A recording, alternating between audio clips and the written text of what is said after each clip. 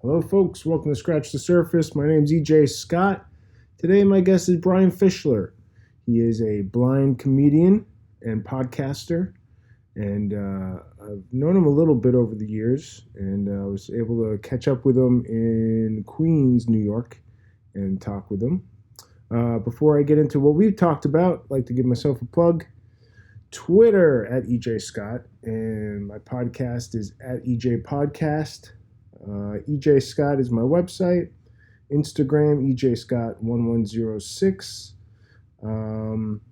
Raising money for charity, go to crowdrise.com/7on7.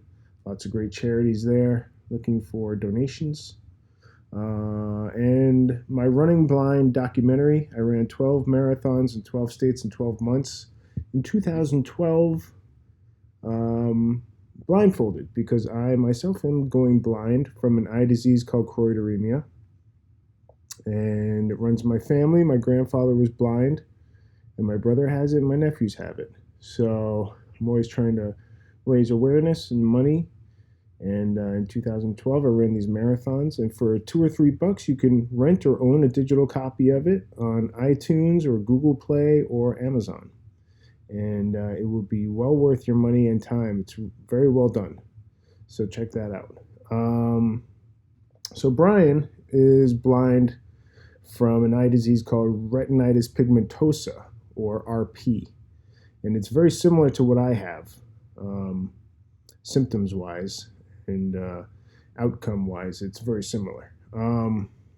So we talk about how he became a stand-up comic, and he does a lot of fundraising himself. He does these really great fundraisers with celebrities and stuff like that. It's really cool. He's raised a lot of money doing that. We talk about podcasting, how he got into that. He has a guide dog named Dash.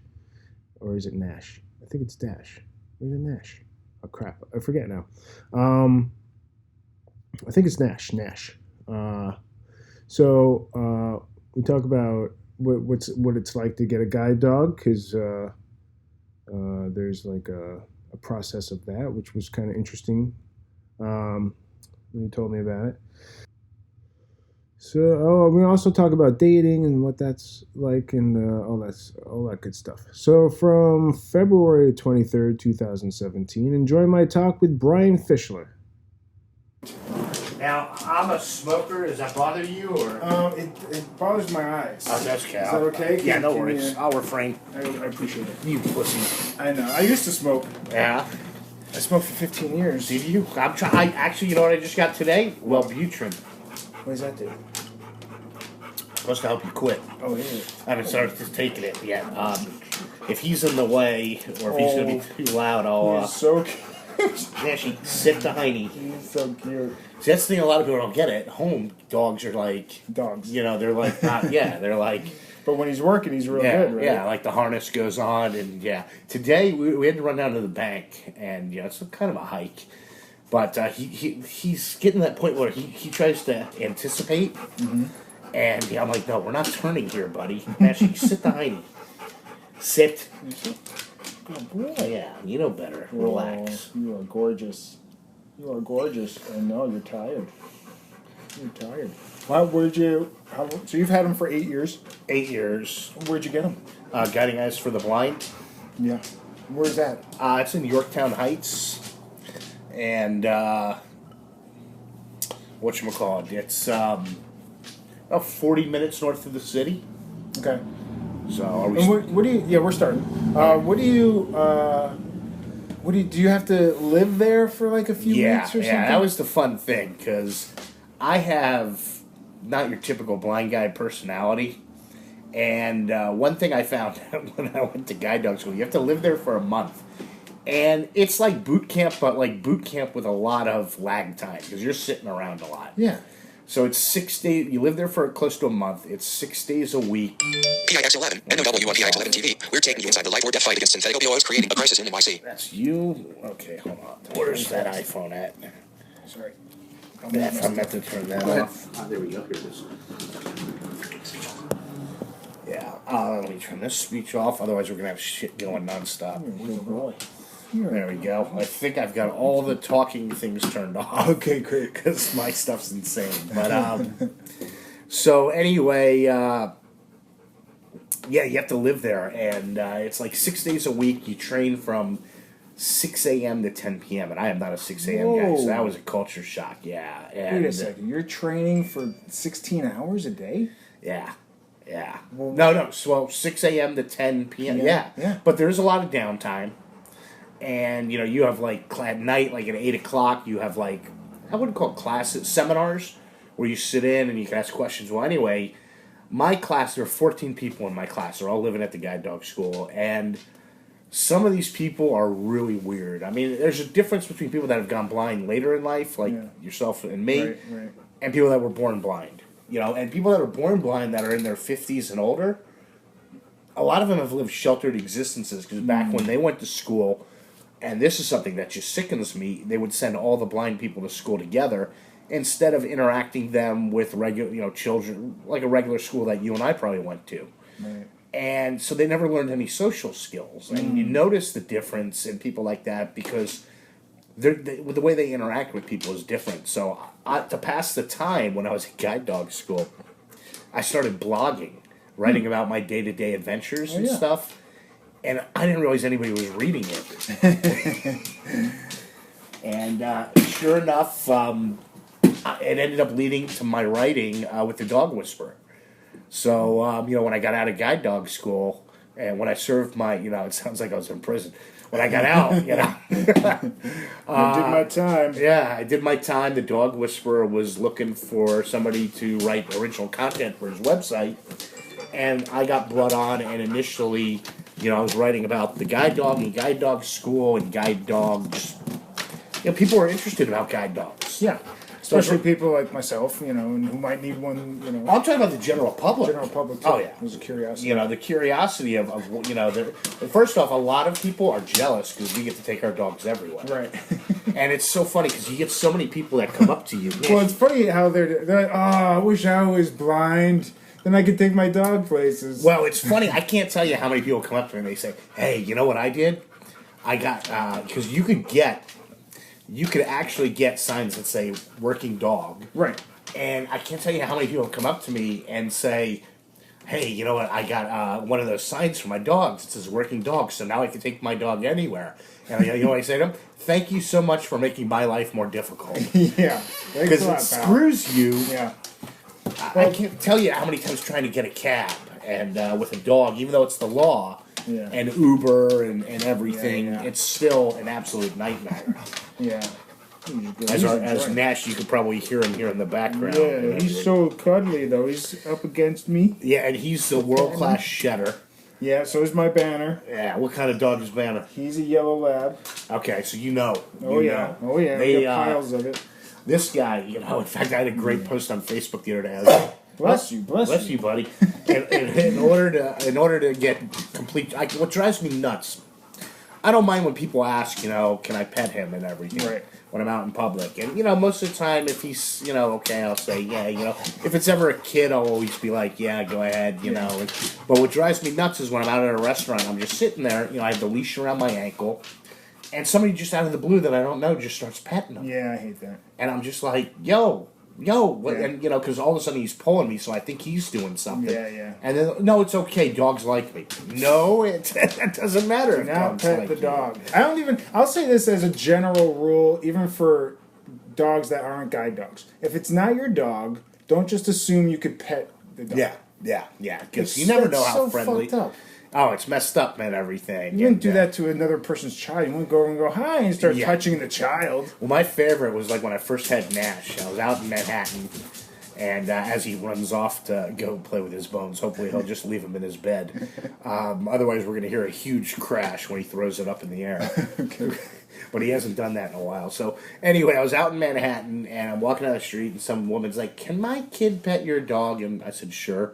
And all of a sudden I hear this huge, that kid scream and everything. And the lady's like, your dog licked my kid. I'm like, yeah, he's a freaking dog, And so now I've gotten in the habit. It's just, it's amazing what people are like, can I pet your dog? And whenever I say yes, I'm like, He's a licker.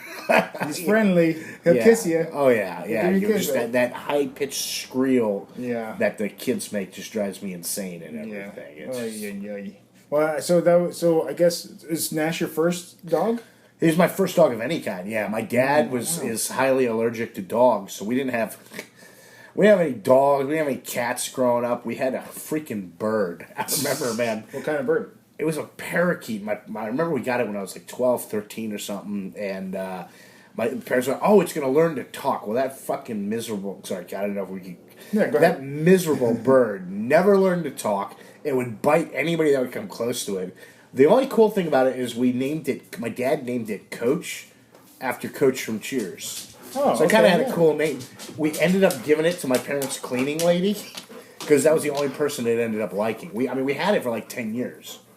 Never learned to talk, never learned to whistle, and we just fed it, and it just, you'd go to feed it, and it would bite you. Oh. I was the most miserable bird, but for some reason it loved my parents' cleaning lady. And Where are you from?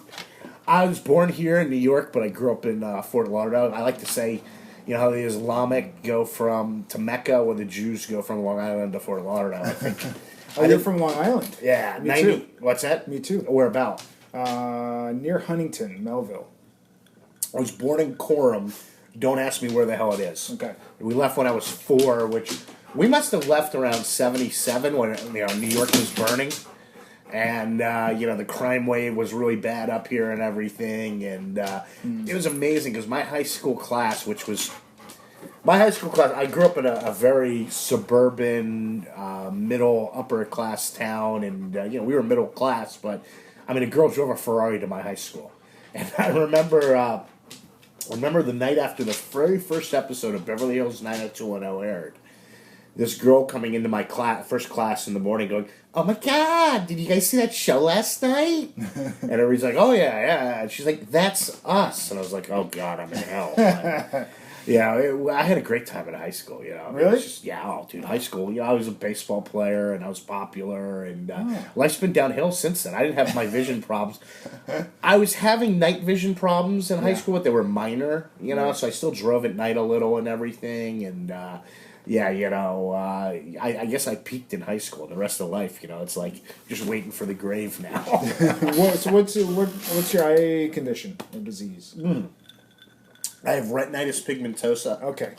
And, but mine has advanced quite rapidly because I know people 10, 15 years older than me, they can still see TV. Like, I'm looking at you right now, I don't see anything. It's just a blur and, like a white light and everything. I do have light, like, I can tell that it's light outside and everything, which is why I'm always wearing hats and dark glasses and stuff. Yeah, for glare. Yeah, well, I have extreme light sensitivity issues. Too. Yeah, too. you have the same thing. Yeah, well, I have choroideremia, which is almost identical to retinitis. Symptom-wise. It's The like best that. part about all these eye diseases is you can't spell them. Yeah, I know. Yeah, it's like you learn to spell it when it's your own eye disease, but like people mention you, oh, I've got this, and you're like, yeah, I have no clue how to spell that. Is there an I in there? You just got RP. Yeah. It's just it's kind of hilarious. I don't know where they came up with all these names. It's just it's Mr. Choroideremia came up with it. Chuck Choroideremia. I don't know. Like Ben Smith would never find an eye disease. Right. What do you got? Oh, I got Smith's. I got man. Smith's. Oh yeah, that's a bad one. Man, it's always something complicated. Was there any eye conditions in your family? Any eye stuff? No, and unfortunately, I look like my dad, so even though my mom didn't screw the mailman or anything. Okay. All right. So because that was an early thought, but Because RP, that's like that can skip generations, right? It can. my grandparents were tested. I have a sister; she doesn't have it. Nobody in my family has it, so I'm what's Random. considered a new mutation. And you would think I'd be into what was that comic book, The Mutants Yeah, and New everything. Mutants. No, yeah, it's just I was a baseball card kid, and so I never got into. I don't think I owned one comic book as a kid, and. That's too bad. Yeah, I just never got into it and everything. Although I do watch Arrow and Flash, but I'm kind of superheroed out. Yeah, I hear that a lot. I am not. The more the better, because I was raised on that stuff. You were a nerd, in other words. Oh yeah, still am. The other nerds are running the world now, so Thank God. just look at the box office and everything, But Yeah, it's unbelievable. It's unbelievable. It's like every week there's a new superhero movie coming out. When did you move from Fort Lauderdale? Did you go to college? I did. I went to the University of Florida. I'm a Gator, and Gators. yeah, Gators. we used to have a football team, but they've sucked for the last 5 years. And I have a unique situation because I wanted to work. I went to college. I wanted to go into journalism, and I went into. I ran I was sports editor of my high school newspaper.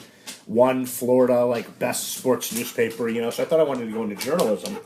Then I went to college, got into journalism, learned very quickly I didn't want to go into journalism, so I was thinking I want to go into telecommunications. So I majored in telecommunications, and at the time, in 1991, 92, at the University of Florida, all they did with telecommunications was teach you how to work on the news and write copy. Well, I don't even watch the news. I mean, it's so boring and depressing. Especially these days. Yeah, so then I decided I wanted to go into sports journalism.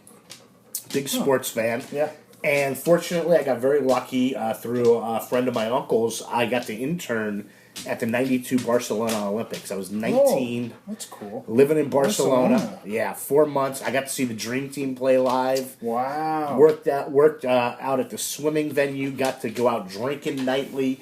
Although, no, we didn't go out drinking with Bob Costas. We got to meet Costas, and he was an interesting guy. Right. Ahmad Rashad did go out drinking with a guy by the name of O.J. Simpson. Oh, my God. Are you serious? Yeah. No, it wasn't just me and O.J. It was like O.J. and 20 of us, but I'll tell you this much.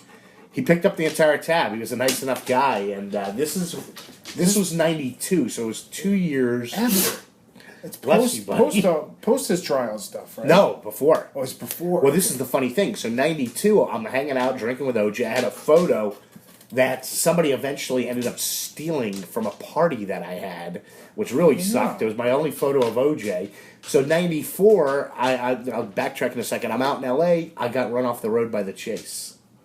By the White Bronco chase. I'll get up to that. So What? I've been drinking with OJ. And I was run off the road by the chase. So oh my God! After working in Barcelona, I soured on sports journalism. Decided I wanted to go into film. Oh, like acting. And I went. What's that? Acting. Writing, more writing. Yeah. And I went back to the University of Florida and I created a television show called Gator Life Greek Style. Mm-hmm. And basically, now when you think about it, we were doing reality TV before anybody was calling it reality TV. I mean. Yeah. Long story short, I started it with a buddy. By the time I left, I had 43 people working for me. Wow. We had national sponsors. We had been written up in a bunch of national magazines.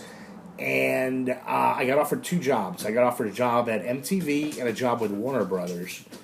So I wanted to go into film, so I took the job with Warner Brothers. So my buddy and I, we packed up the car. We called it, we were a Sigma Nu fraternity. We called it Hotel Sigma Nu. And we drove for 14 days cross country from Sigma Nu house to Sigma Nu house at college campuses, using that as our hotels. And each college wanted to show us a better time. So it was like a big just drink, not drinking and driving, but a big party. And I get to LA. It's my first day of work at Warner Brothers, and I get fired.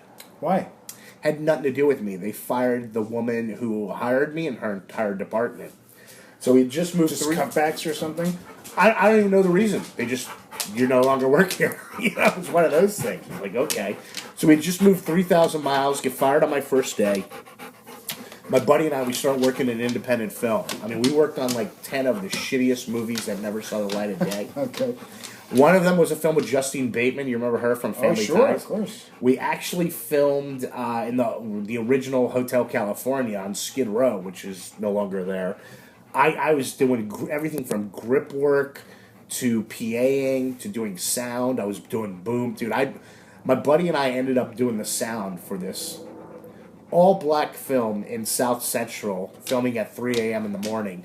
We were 2 or 3 white guys on the set. I'm there with the boom underneath this bathtub. This was one of the weirdest experiences of my life. It was a closed set, and I was booming this graphic sex scene. Oh, There I am with the boom. I had to lay on the floor, with the boom and everything. That was pretty weird. So I ended up, loving it out in L.A. and decided to stay instead of going back to college. Oh. And I kept working on independent film. I got into a little acting. I ended up being on 90210 just as an extra. Hey. But, you know, back in the day, that was a big deal. It was really funny because I called all my buddies back in college. I'm like, hey, you're not going to believe this. I'm going to be on 90210. And I hadn't even filmed it yet. And my buddy did casting for them. And you could still find this online, the episode. So it was pretty funny. You know, it's like when I went to film it, they're like, my buddy promised me there'd be no dancing because I can't dance. And they're like, you, and they point to me. They're like, we need you for the big dance scene. I was like, whoa. I was told there'd be no dancing. They're like, just shut up and come here. You know, when you're an extra, there you don't get that. Yeah, you're non-union, right? So would you get $50 for the day? Actually, it was like $100. Yeah. $100, So, okay. which at the time was a lot of money. And well, the funniest thing was the reason they needed me for the big dance scene is it was a Valentine's Day episode, which I didn't realize. And I'm wearing black jeans and a red button-down shirt. So the episode's like 57 minutes in. You don't see me. Cut the 3 fat close-ups of me. I mean, I had the bangs. I made the white man bop a national dance. I had the overbite going. Nice. I'm like pumping my arms. Nice. It was so. To this day, every now and then I'll get a buddy that'll call me up that just saw me on reruns or something. That's funny. And yeah, it's pretty funny. I've had friends in the neighborhood. They're like, "What was the episode?" If they do a lot of research, they can find it, and they're like, they just die hysterically laughing. Well, I ended up managing a video store. I was basically living the life of Clerks. Okay, yeah. It was a small family video store. I ended up computerizing their entire inventory, and so I had the run of the store because I knew how to do everything. Sometimes I'd end up working a Friday night. And I'd get mad, so I'd pick up a 6-pack at the corner store. I'd be drinking behind the counter. I had a good buddy who was an attorney at the time who told me, you know, I was making no money, but he told me you're gonna look back 20 years from now. This is gonna be the greatest job you've ever had. You know what? He was right. You know, Yeah. I could do whatever I want, dude. You know, it was great. We had Cindy Crawford used to rent from our store. Oh my gosh. Biggest asshole celebrity I've ever met used to rent from our store. Yeah. This was back when you had the VHS tapes, Right. and you had to put the VHS tapes behind the box. Yep. So one day he comes into the store, and it's just me and him. And I'm like, you know what? I'm going to go say something to him. So I walk out, and I'm putting the VHS tapes behind the box, and I say to him, I just want to let you know I'm a big fan. And he looks right at me and goes, don't ever fucking talk to me again. Oh my. Who You was know that? who it was? Who was it? Bill Maher. I could see that. I can see that. So to this day, whenever we do a Laugh for Sight in L.A., people are always like, what about Bill Maher? I'm like, absolutely not. You know, I would say have him on and then tell that story. yeah, you know, who knows. But what ends up, you know, I was working at this video store, and I ended up getting a job with a company called Davis Entertainment, which was a big production company. And I got brought in at first as a PA, and then I worked up to creative exec. And, you know, I got to contribute a little to screenplays. I worked on, we were now working on, you know, going from independent film to working on, I mean, our office, for example, you've seen Die Hard? Oh, yeah. Our office was at Nakatomi. Oh. So every day I went. That's and so cool. Yeah, well, here's one of the coolest things. This is 90, I want to say 95, 96. Mm-hmm. So we had 4 elevators that went to our floors. You want me to stop? Well, if you need to get it, you can get it. Oh, I don't need to get it. Okay. I don't know if you want me to stop. You can stop it ringing if you want. Call from Oh, there you go. Schumacher Ed. Oh, let me just. Okay. Got to call you back. So, anyways, we had 4 elevators that went to our floor, and we had Davis had I want to say 27th, 28th floor. Well, 29th floor was Ronald Reagan. And Reagan would come to the elevators, and he'd have to wait for the elevators with the Secret Service. And Alzheimer's ran in my family. Yeah. You could tell, this is 95, 96. Yeah. Just looking at him, you could tell how sick he was. Really? Twice, Secret Service let me ride the elevator with him, and Reagan was just staring at me. Now, interestingly enough, my boss, John Davis, his father, Marvin Davis, sold 20th Century to Fox to make it 20th Century Fox. When Marvin was in his car on the way to the office, the car would call the building, they'd lock off one of the elevators, and it'd be there waiting for him. Reagan would have to stand and wait for the elevator, but Marvin Davis, he would have an elevator. That's how powerful Marvin was. There's a great book called Julia Phillips, I think, wrote it, called "You'll Never Eat Lunch in This Town Again." Okay. And in the book, she says, after meeting Marvin Davis, I now know where I now know where George Lucas got the idea for Jabba the Hutt. But I worked on the films Daylight with Stallone. Sure. The Second Grumpy Old Men. Sure. Out to Sea with Matthau and Lemon. Yeah. That's directed by Howie Deutsch. Yeah.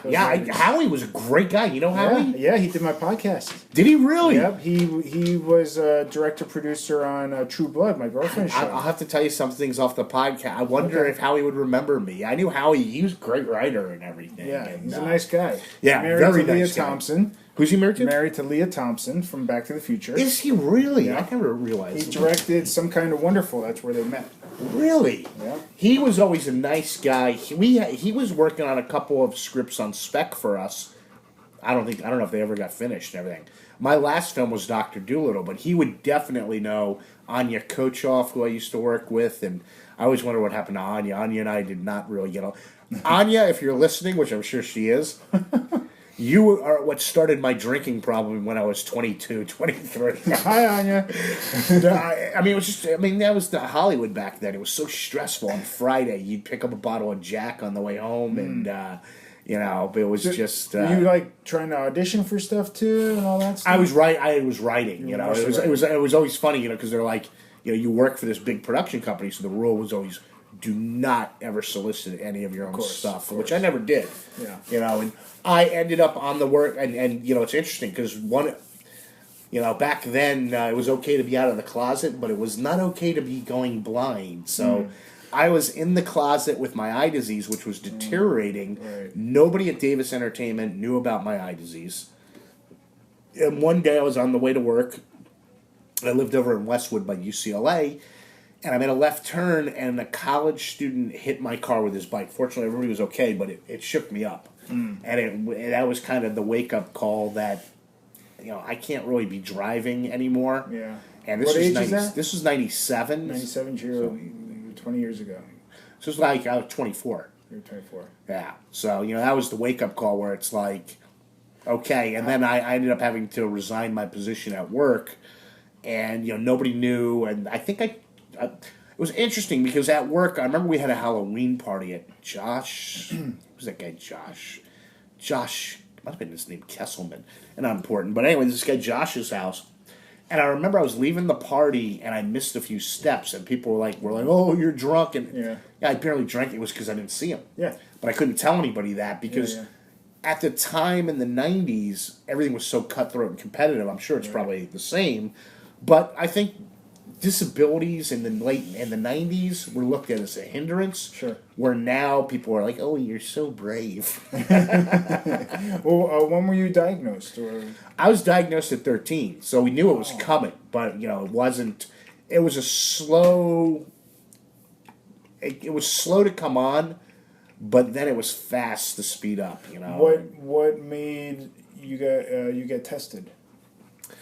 I was a baseball catcher, and I was pretty good. And every now and then, the ball would get by me. And talk about the times. So this is the 80s, where you could say anything.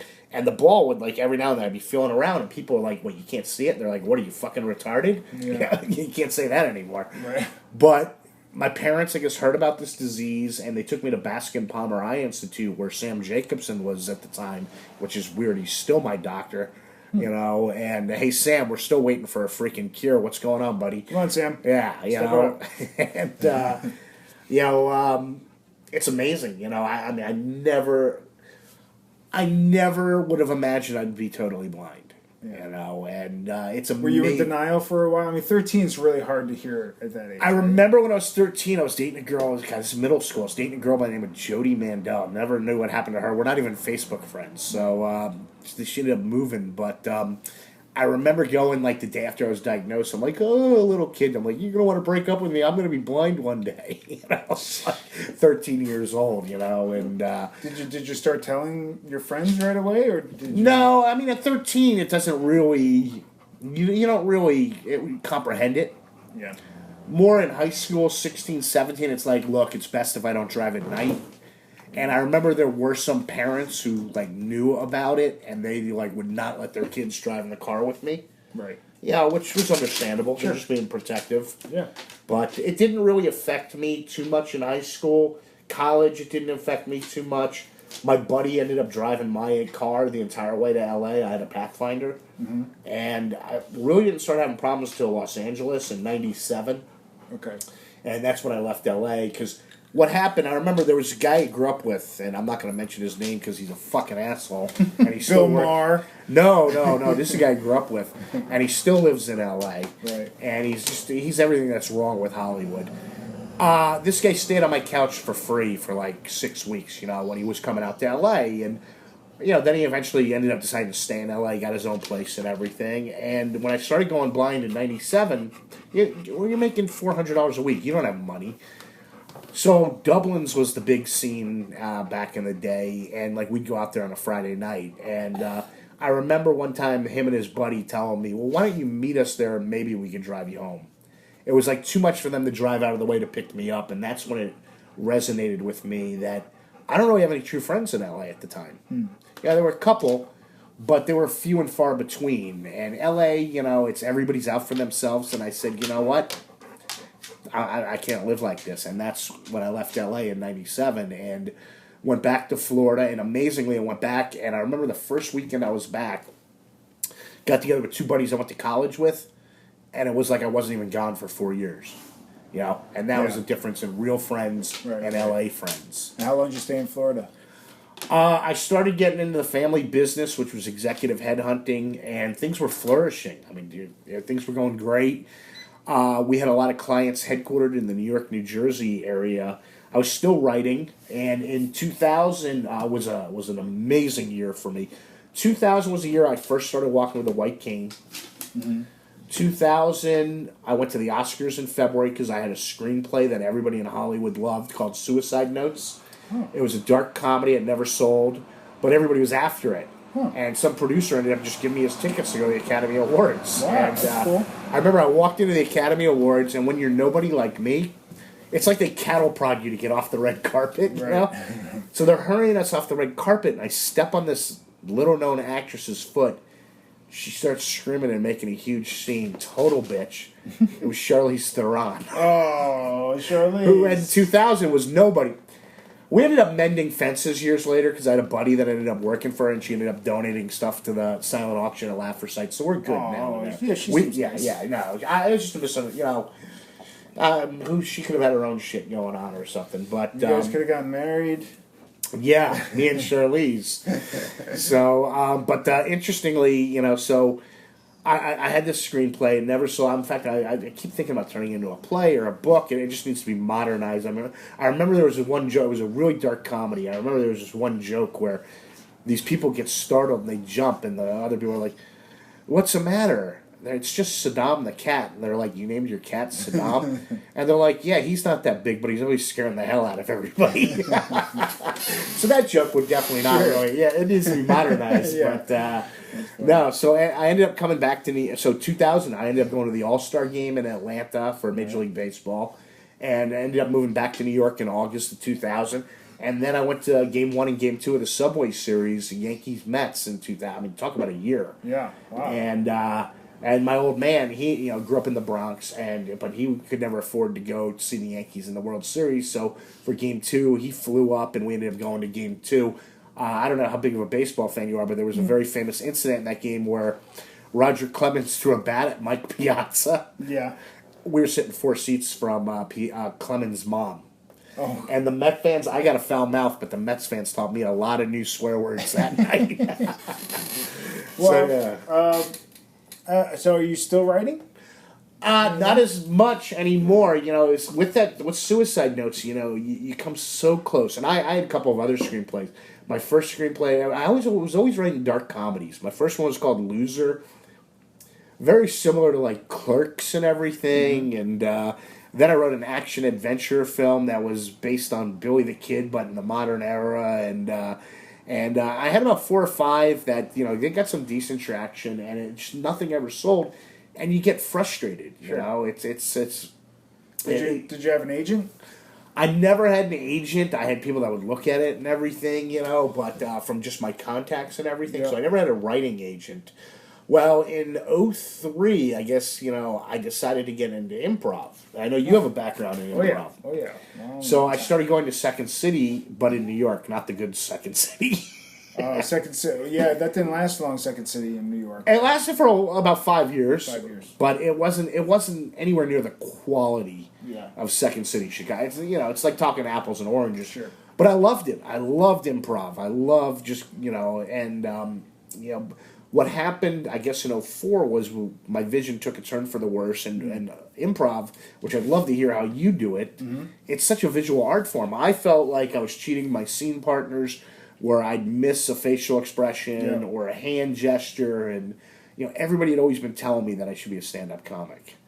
And, everybody, has that friend where they're, oh, you should be a stand-up comic. And, I'm like, well, I ended up I didn't know anything about stand-up comedy, how you get into it.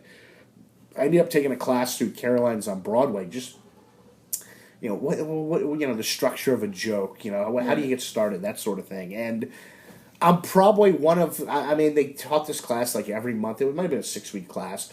I've probably had hundreds of people take this class. So there's probably like 1% of us that still do comedy. And I just started hitting open mics. And, instead of writing screenplays, this was like kind of an immediate reaction. You write some jokes, and in I guess it was '04, '05, I was hitting the open mics. And were you nervous? Oh, God, yeah. Yeah. Must have had about 5 Jack and Cokes before that first open mic, and we got lucky. We had a really good crowd. Actually, who I started out with was Amy Schumer. Oh, wow. And my good buddy Daryl Wright, who now headlines in Vegas. We're still good friends. Sean Eli, who's still doing it. And, there were a lot of people. Joe Whistler, who's he's not doing comedy anymore, but he's acting. He's got a couple of, I don't know, he's got some good things going lately. But, it's interesting when you think about the people, because you always hear the stories of, like, Kevin James and Ray Romano. They started out together, right. And, Amy doesn't get back to me. She doesn't even talk to me, but she's a difficult individual. Yeah. And, so we're doing the open mics, and I was doing comedy shows, and somehow, I don't remember how it even happened. Somehow I got in touch. I found out Kevin James was doing a benefit to raise money for the Foundation Fighting Blindness in L.A. I heard his sister has something. That's what I've heard, yeah. I'm not sure if she does. I don't That's know what what her I've heard. situation is. But, well, anyway, I got in touch, and they're like, well, hey, yeah, we'd love to have you do, we're doing 2 shows. We'd love to, do a 5-minute spot, both shows. I'm like, really? They're like, yeah. Come on out to Manhattan Beach Comedy and Magic Club. So it was really funny. I walk in. I was walking with a cane. I was with my buddy. And I walk into this guy, and I can't do impressions, but I'm like, oh my God, I'm so sorry. And I hear, oh, that's okay. It was a Ray Romano. I'm like, oh my that's God. okay. Yeah. I'm like, oh. They could not have been Gary Valentine. So it was Gary Valentine, Ray Romano, Kevin James, and me. And they could not have been any nicer. They treated me like an equal. Now, I remember, we're backstage between shows. They had flown in Maine lobster. And I'm just sitting there, I'm like, and Kevin James is like, Brian, dig in. I'm like, I don't think that's there for me. He's like, no, help yourself. Todd Zeal, there were a bunch of Todd Zeal, the baseball player, came backstage, and this was right when everything was going on with Barry Bonds. So it was interesting because I guess Kevin James and Ray knew him really well, so they were talking pretty openly, and he was pretty convinced that Bonds had been doing some. And this was before anything in the media was going on. But it was pretty cool. They treated me great. I ended up, picking up some other spots. I started getting regular times at some clubs, and I would obviously pitch myself as he's open for Kevin James and Ray Romano. And I guess it was like 6 months later, my next big break came in comedy where Maxim Magazine reached out to me. I have the dubious honor of being the ugliest person to ever appear in Maxim Magazine. Oh, congratulations. Thank you. You've seen the hot, it's mostly gorgeous women in there. Yeah. So being the ugliest person is not really that bad. And you were, spotlighted because of... They used to do a column called the Comedian of the Month. Huh. And I was, I think it might have been, I don't even remember what year it was. It was either 05 or 06. I was their Comedian of the Month. So it was like, big deal and everything. And they had my awful photo up there, and they printed a bunch of my material. And, Yeah, but I've had like these 3 or 4 times in my career where I'm like, okay, now my career is going to take off, and nothing ever happens. Right. So, yeah, it was just. Well, last week you and I auditioned for the same thing. Yeah. We auditioned for this Vanda commercial. I believe it's called Vanda. It's a drug. God, was that thing poorly written or what? I mean, we can say that now, right? Oh, God, what a piece of shit that script was. I was reading it. I was like, you got to be kidding me, dude. I was like, they pay an advertising agency to write this? It's just a Maybe I few should lines. get back into writing. Yeah, you should. You should. I mean, it's just a few lines, and it's for some sort of visually impaired Non-24 sleep disorder. non-24 sleep disorder, which I've never heard of before. I think it's made up. I've seen commercials for it. And actually, it was my second audition for Non-24. I auditioned for a radio spot for them last year. Then I always get down to like, this they told me was a final callback. This was not a final. This was like a cattle call. You know, I mean, it was like every blind person, you know. This thing last week, you mean? Yeah. But, it was just, you know, don't get me wrong, I would have loved to have done it, but now that I didn't, you know, it's like, wow, that was poorly written. And, well, and do you have like a job? Do you have like a day job or anything?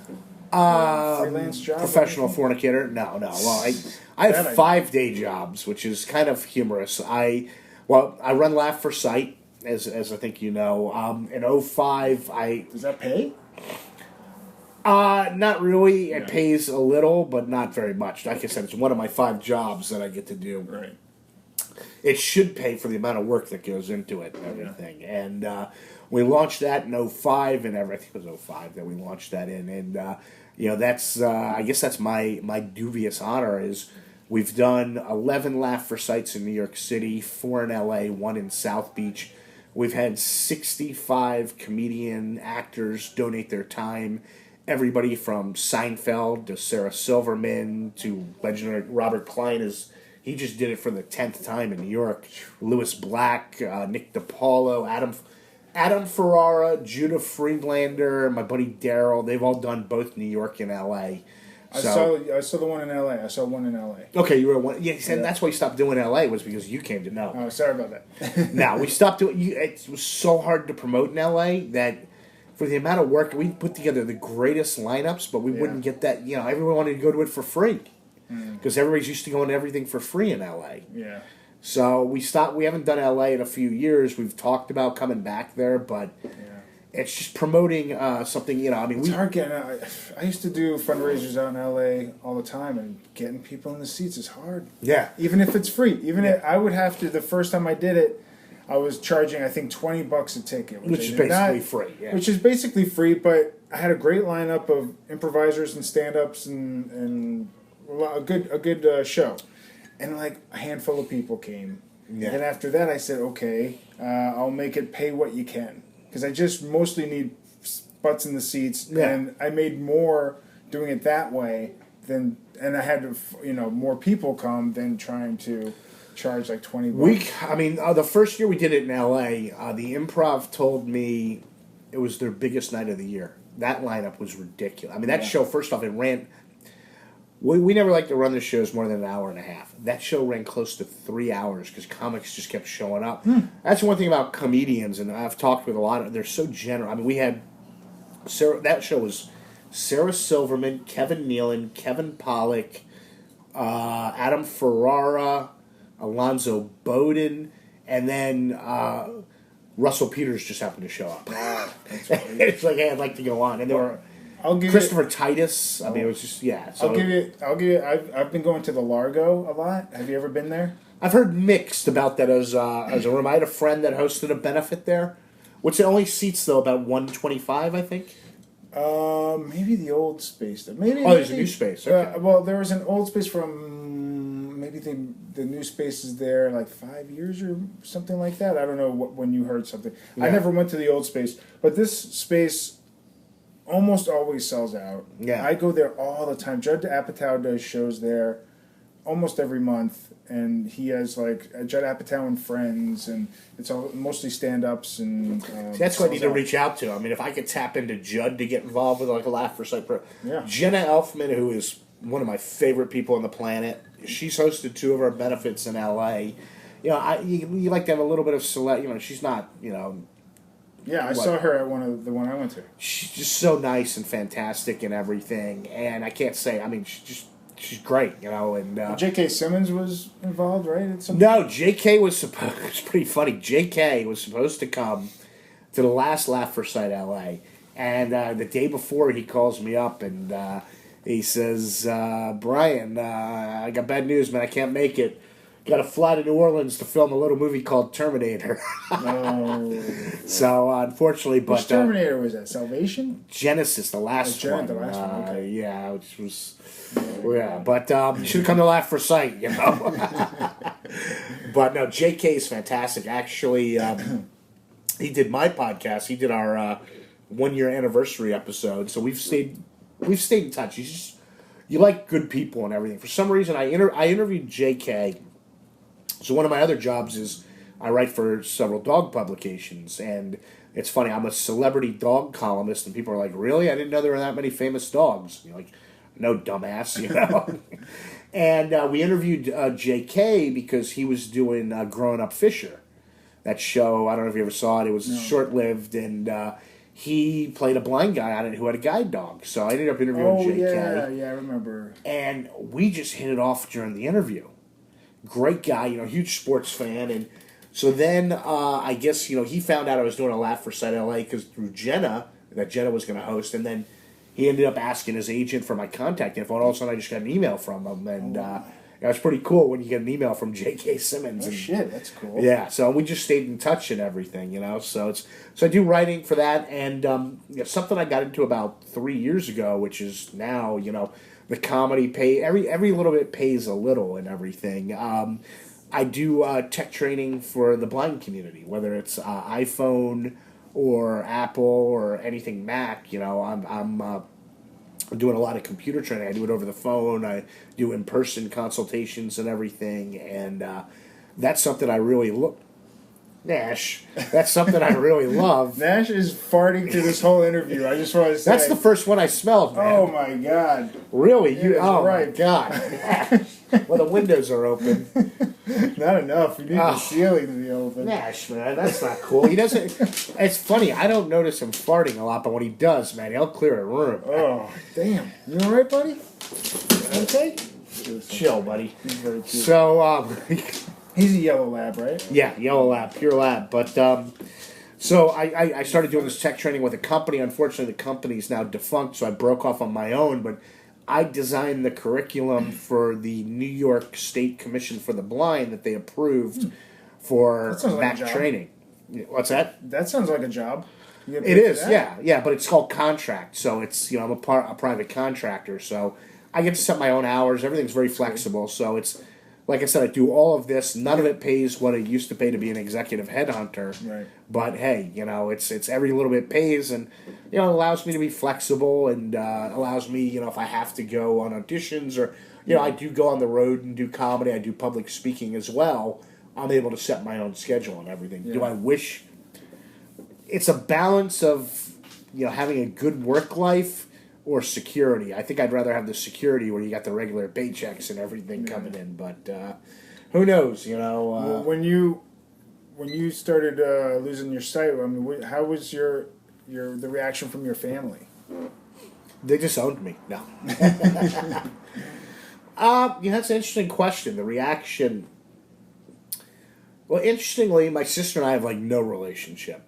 And why is that? Is that related to this? She's still pissed off because I was kind of a dick in high school, and we were only like a year apart and everything. And I guess I never took her to parties, so you know, most people get over that, but for some reason she didn't. And that can't be. I have no idea. We're just not close. You know, it's just one of those things. She lives out in California, and married with 3 kids. We're just not close. But I mean, I guess, you know, I mean, when I left college, my parents were really pissed off, you know, because... What college? University of Florida. Florida, right. So how far did you get into that? About 3 years. Oh. So, yeah, I mean, I've thought about going back to get the degree, but what's the point? It's not going to change anything. Let's see who this is. Let me just see who it is. Okay. Call from Plumacher Ed. Got to call you back, man. I'm doing a podcast. No worries. No worries. That was my. I'll talk about the podcast we do, but family wise, they were really upset about the college. Obviously, they had paid for it. They put money into a fund, so pissed away a lot of money. Right. And but what about like the at 13? Like what were they doing from 13 to 18? my parents were they got really involved with the foundation fighting blindness. I don't know if they launched the first South Florida chapter of the FFB. I remember we used to have a phone in our house that was a dedicated FFB line. So anybody in South Florida would call that number, and my parents would then answer and talk to people that their family had a member diagnosed with RP, and they offer them, well, here's where you could go. Here are doctors. Here are some. So they were real involved with the FFB. They ended up holding. That's how I guess I got into fundraising was. They used to hold a golf tournament called the Cooch Classic. I guess they didn't realize that could be a weird name. After Bob Kuechenberg, I see. offensive lineman for the Miami Dolphins. And The Cooch. Yeah, the Cooch Classic. Not realizing that could be a slang term. Yeah, right. But, so they did that. They also did some stuff with the Florida Panthers, the hockey team, and Gordon Gunn. So they used to do a lot of stuff down there. And then, like anything, the FFB, I don't know how much because you wouldn't deal with them. They always rub people the wrong way. I mean, I've left the FFB 3 times. The third time I left, I'll say I've never have anything to do with them. They're one typical organization. All they care about is the rich people. And I mean, don't get me wrong. They do good work when it comes to research, but they have no idea how to deal with people, and so that's a little disappointing and everything. And, so who do you raise money for? Where's the money you raise go? We go directly to Shea Eye Institute at the University of Pennsylvania. Oh. So, Yeah, no kidding. Is that where you go? Or? That's well, I've been there. There's a doctor who's been on my podcast, Dr. Gene Bennett. Okay, there's a bunch of different eye hospitals there. Yeah. Yeah. So this is Dr. Jacobson and everything. Jacobson. I feel like I've heard that name. We used to donate directly to the FFB, but that was, that was until they showed up. I think it was Laugh for Sight 2, and they complained about where their seats were. And it's like, wait a minute, you're just here to pick up a check. So how much have you raised? Gosh, I think it's in. Last week we looked because different organizations have gotten different money. I think it was about 500,000. Nice. So yeah, it was pretty. It feels good to do something. Giving back and everything. Don't you feel like that being proactive like that is helpful for your own mentality? It keeps me active. Yeah. We always feel like we should be raising more money. We don't have the big corporate sponsors. We've got a few corporate sponsors, and we're thankful for them and everything. But we don't, for some reason, blindness, cancer, AIDS. I remember CNN did a Gallup poll years ago, and according to the CNN, the number one fear in the world was blindness. Right. Yet nobody gives a shit when it comes to fundraising. Yeah. And I get it's not life threatening, like the other diseases, but it's life altering, And one thing I learned was, I don't know if this makes sense to you, is for me it was tougher going blind than being blind. Okay. Well, I'm not totally blind yet. I'm legally blind, so I can still watch TV, even read, and you see lucky people's bastard. faces. I'm trying. But it was pretty shattering. I got diagnosed at 27. Okay, so you were. I was older, and it was in choroideremia. My grandfather was blind, and my mom's a carrier. My aunt's a carrier. Yeah, you got a lot of people in your family. Yeah, my sister's a carrier. My brother has it. And my 2 nephews have it. Oh, your nephews. Sorry to hear about that. Yeah, so they're really young, and they don't know anything about it yet. So it's different. I feel like. Do some of the people in your family have better vision than others, or is it different in everybody? Well, my brother's probably legally blind now. My mom has some side effects from being a carrier and being older. Yeah. Light sensitivity, night blindness, things like that. My grandfather's not around anymore, but you guys whacked him. We whacked him. Well, he died in the 90s. Yeah. But so I found out at 27, and I was really rocked by it. and in denial for about a year, maybe or so. Only a year? That's pretty good. Yeah, that's pretty good, right? I spent about 5 years in depression, anxiety. With RP, with me, I would have to leave the apartment with 5 pairs of glasses because depending on the lighting of the day. Yeah. So it was very stressful. I don't know. I do 2, 3, sometimes 2 or 3 pairs. Yeah, glasses, I mean that's stressful. Nowadays, don't get me wrong, I would kill to have that limited vision that I used to have. Yeah. But now I just slap on a pair of sunglasses and it's good to go and everything. Yeah. So it's just, I would still kill. I mean, I miss being able to see TV and it's so weird now. I was coming from somebody that was so into sports, and the last time I remember being able to see anything on TV would have been the 2009 World Series with the Yankees. Okay. I remember being at a bar and watching the game up on the TV.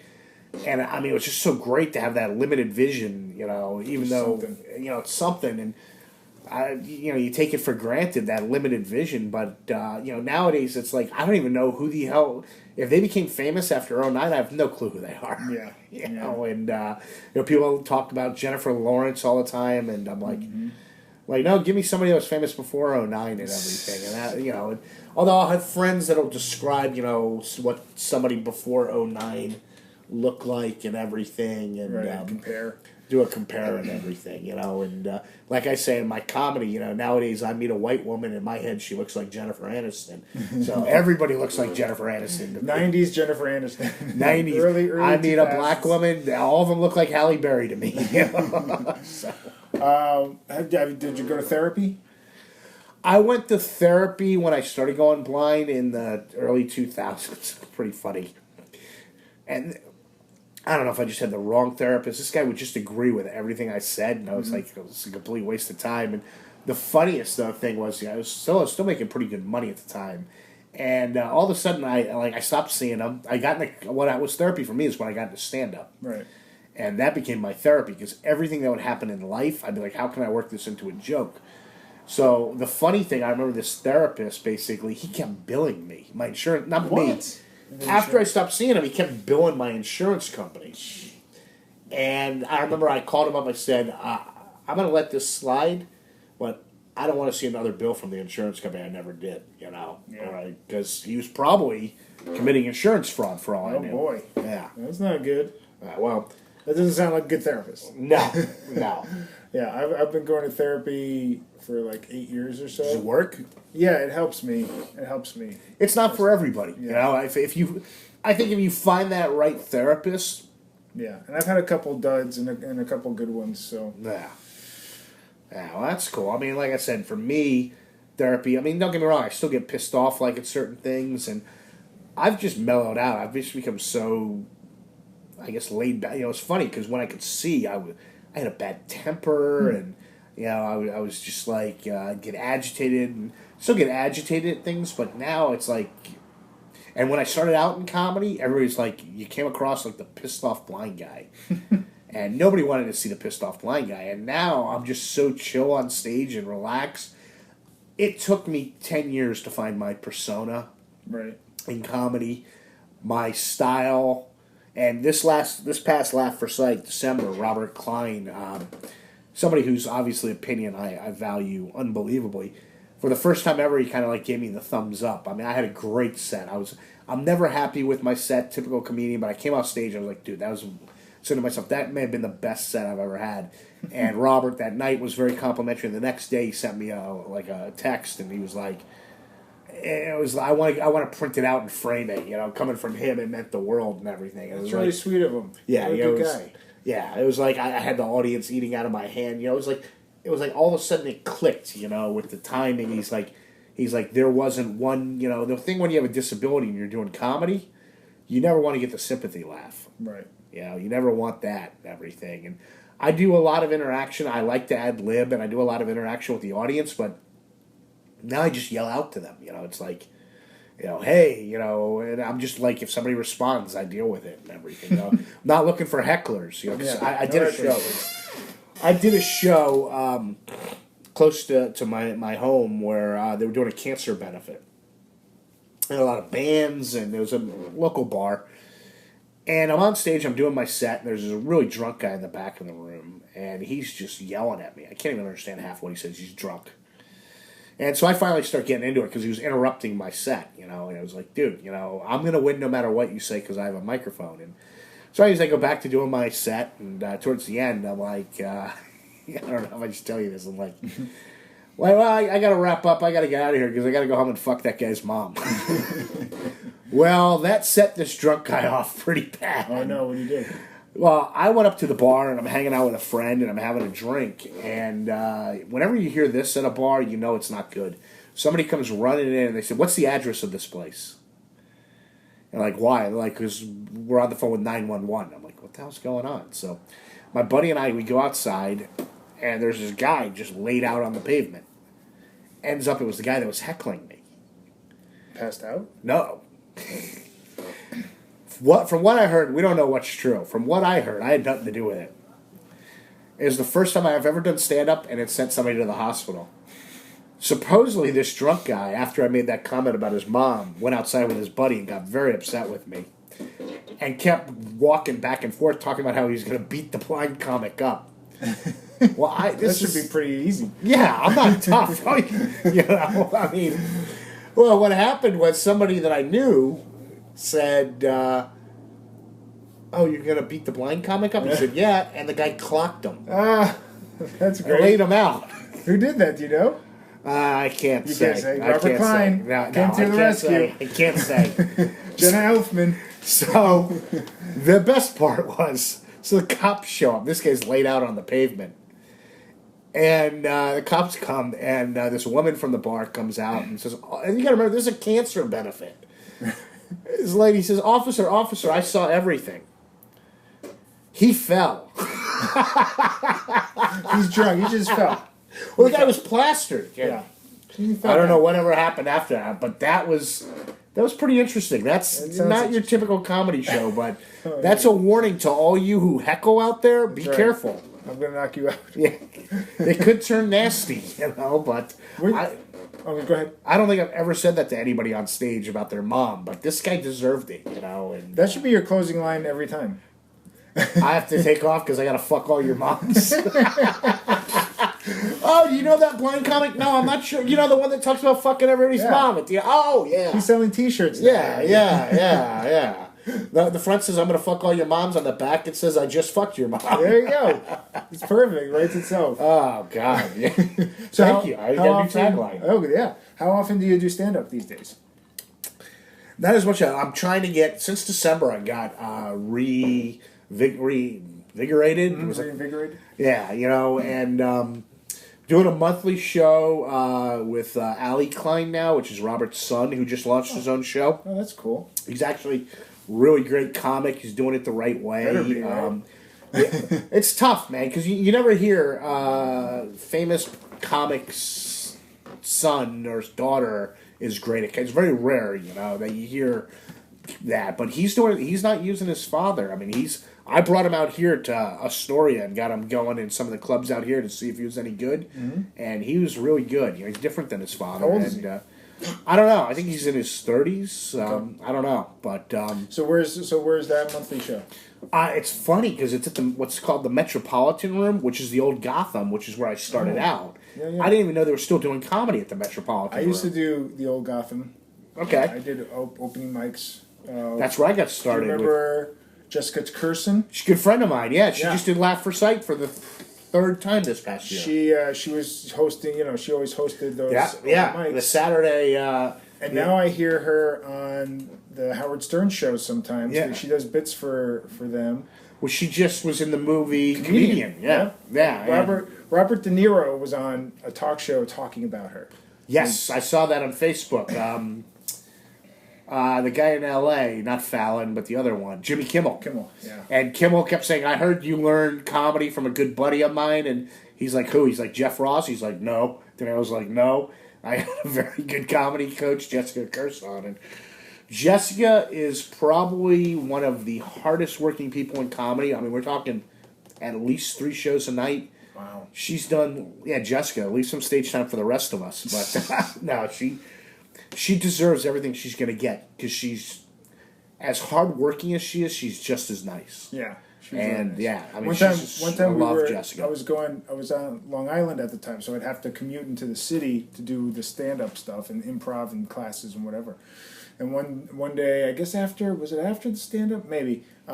We ended up on the same train, and we just ended up like talking to Huntington or wherever it was, Jamaica or something, which was really nice. Yeah, now she's the genuine article, and I'm a huge fan. And the thing that sucks about being blind is I miss being able to see her facial expressions. Yeah. Because her facial expressions, and that's something I miss about.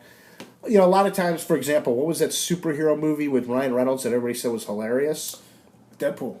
I got it with described video. I couldn't last more than 7 minutes. I thought it was atrocious. Oh. And I think even with described video, I think it's a very visual. Very visual, yeah. So, like for example, Animal House, which I think is the funniest movie ever made. Somebody that's seeing that for the first time blind, they're not going to enjoy this because they're not going to see Belushi's face and the eyebrows going up and everything. And so, Well, if I were you, I would watch Deadpool again and have like a friend watch it with you and describe a little more. yeah, okay. You know what I mean? Well, Because first it's I got to find a friend, is what you're saying. We'll have Robert Klein over. Yeah. Well, it's worth watching. It's worth watching. I've heard great things. Like everybody I know cited loves it, thinks it's hilarious. Yeah, it's really good. Yeah, it was just, to me, I was like, wow, this is really stupid. You might be comic booked out though, like you were saying earlier. It's a very good chance. There's a very good chance. I think after the 7,000th Batman movie, Never that was enough. I saw Lego Batman the other day. Lego Batman. Yep, You gotta be loved shitting it. me. Loved it. I'm also not a fan of animation, so Oh, really? Yeah, no, it's. I don't like Yeah, well, you gotta remember, I came from a hardcore writing background, so I was like always into. Damn, Nash, what are you doing? Did you fart again? What did you do? No, I don't think so. I was always into hardcore drama, like and comedy and everything, Yeah. and it's just not my.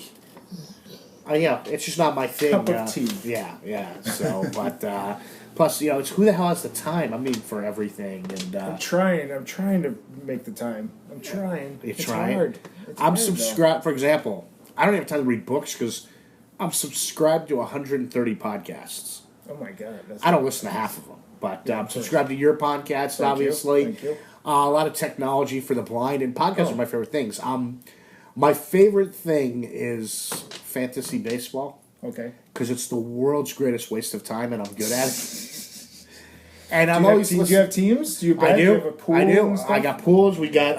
I've actually worked with Yahoo to make their app fully accessible for voiceover users. And this past year, we launched the first. My podcast that we do. I have a podcast about technology for the blind. And it's with my good buddy who What's it called? iAccess VO. iAccess VO. And it started off as talking about all Apple stuff, but we've now branched out. Just talking about assistive technology in the mainstream.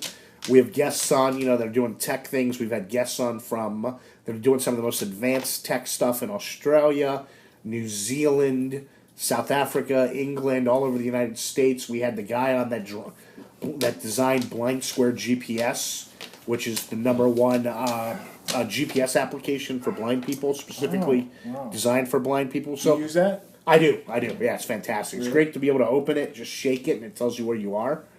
So it's great when you're drunk. No, but no. So we do that, and so I'm listening to a lot of other tech shows and stuff like that about technology. And our show, we get to be critical about when companies are failing. But as I mentioned, I worked with Yahoo to make their apps fully accessible to voiceover for blind people.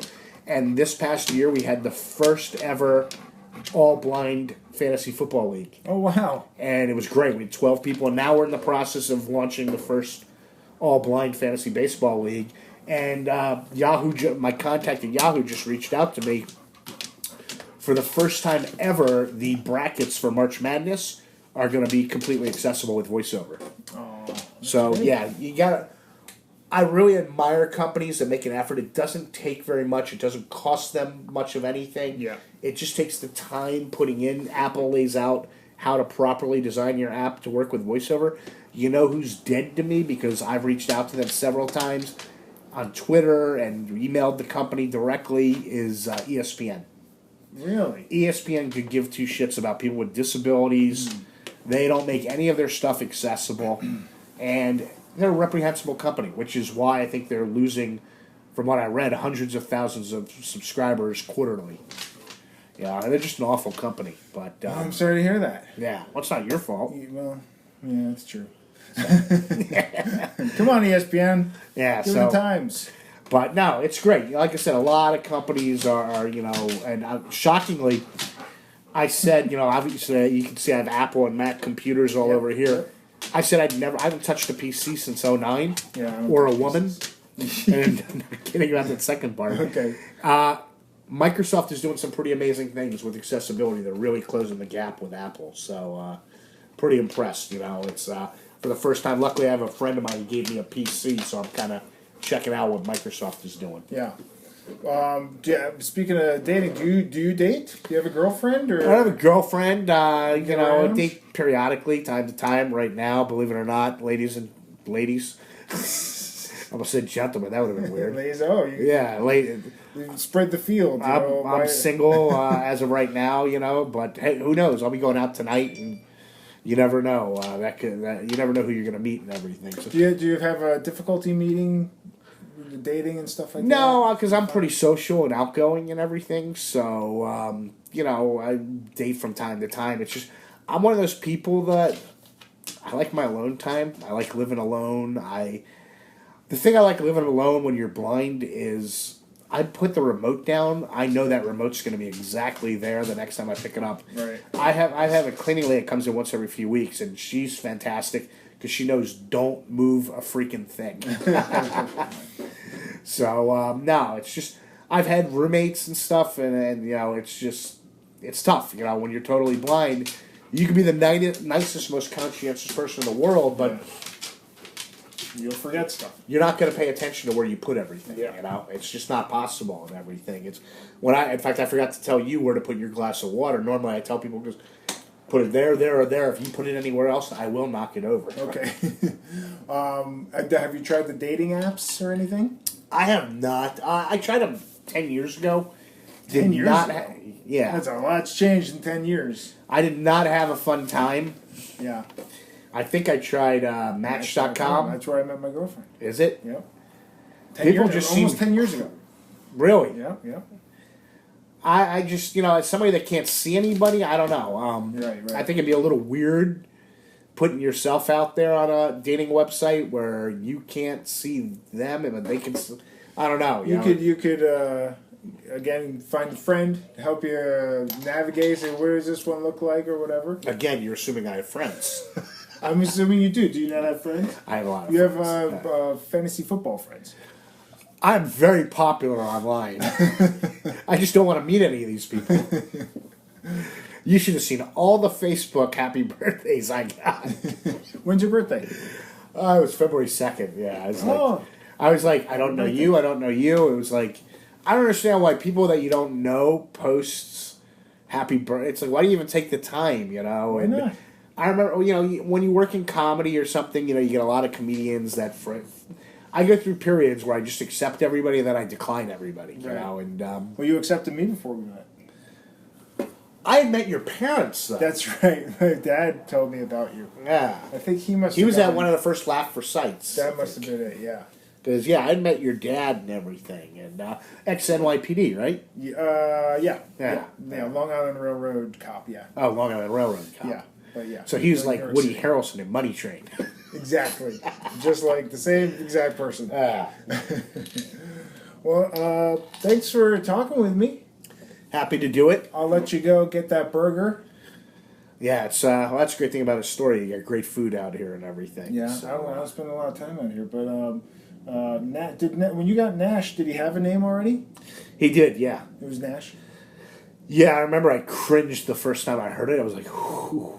I was like, Nash. Because what popped into my head was Nash Bridges. I'm like, dude. And it's so funny because you get, did you name him for Nash Bridges? I'm like, No. no. If I was going to name him for a Don Johnson character, it'd be like Sonny, or Miami Vice. But, and then I was thinking, I don't like Crosby, Stills, and Nash. Right. And I hate Nashville. So, but it grows on you, the name. Now he's got a million nicknames, and I call him Nashy. Mr. Nashy. His rapper name is Sir Nash-a-Lot. Nice. And I took him on a cruise, and all the Jamaicans that worked on the cruise were calling him Nashman. You went on a cruise? That's pretty cool. Yeah, he's been to L.A. at least 7 times. Been to San Diego, Florida. He's been all over. He took him on a cruise. And, Cruise to where? Where'd you go? This went to Belize, Cozumel, I think Cancun, and I don't remember where else, dude. But yeah, it was. I only took him off. The only port I took him off in was I think Cancun. Who'd you go with? With a buddy of mine that I'm no longer friends with, but that's a long, complicated story I'm not getting into. I'm sorry. It's okay. But it's amazing. You think you know somebody 20 years, and yeah. People change. They do. They do. You know, it's Hopefully kind of for the better, but not always. Not always, no. Not always. Yeah, no, it's getting near his DINNER time, which is why he's been a little... Is that what's going on? Yeah. You know that word? My boy knows that word too. Does he? Yep. Alexa, what time is it? The time is 6:38 p.m. Yeah. Yeah, past this. Yeah. All right, well, hey, Ryan, thank you so much. You No want worries. to plug anything? Twitters or Facebook? Yeah, you know, I guess you can always follow me on... Facebook and Twitter. I'm more... You know, Facebook, I test out a lot of it. Facebook's great for testing out material because if nobody likes it there, you know it sucks. But Twitter, I'm Blind Gator, and you can always find me yelling at companies about accessibility as well as promoting shows I have. And then check out, if you're into assistive technology, check out iAccess VO, and that's IACCESS VO.